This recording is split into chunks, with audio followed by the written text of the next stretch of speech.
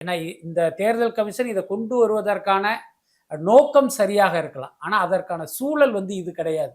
புரியுதா ம். இல்லையா? அப்ப இதனால் இந்த மக்கள் பாதிக்கப்பட போறாங்க. பல பேர் தங்களுடைய வாக்குரிமை இழக்கிற ஆபத்து இருக்கு. அப்படின்னு தெரிஞ்சு தான் பல கட்சிகள் இதற்கு எதிர்ப்பு தெரிவிச்சாங்க. சொல்லப்போனா தமிழக வெற்றி கழகமும் இதுக்கு தங்களுடைய கண்டனத்த தெரிவிச்சிருக்காங்க.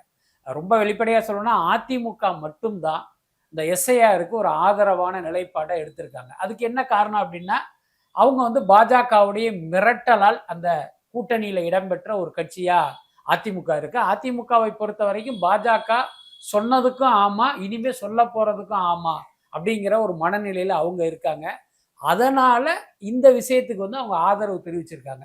ஸோ இந்த அடிப்படையில் சொல்லணும் அப்படின்னா, அதிமுகவுக்கு இங்க இருக்கிற மக்கள் நலன்ங்கிறது முக்கியம் இல்ல. அவர்களை பொறுத்தவரைக்கும் எடப்பாடி தலையில தொங்குற கத்தி, அவர பதம் பார்த்துறக்கூடாது. அதுக்கு அவங்க பாஜகவுக்கு ஒரு அனுசரணையா இருக்கணும்.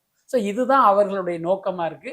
அதனால அதிமுக மட்டும் எஸ்ஐஆரை ஆதரிக்குது. மற்ற கட்சிகள், முக்கியமாக மக்கள் மீது அக்கறை கொண்ட அனைத்து கட்சிகளுமே அந்த எஸ்ஐஆரை எதிர்க்கிறாங்க.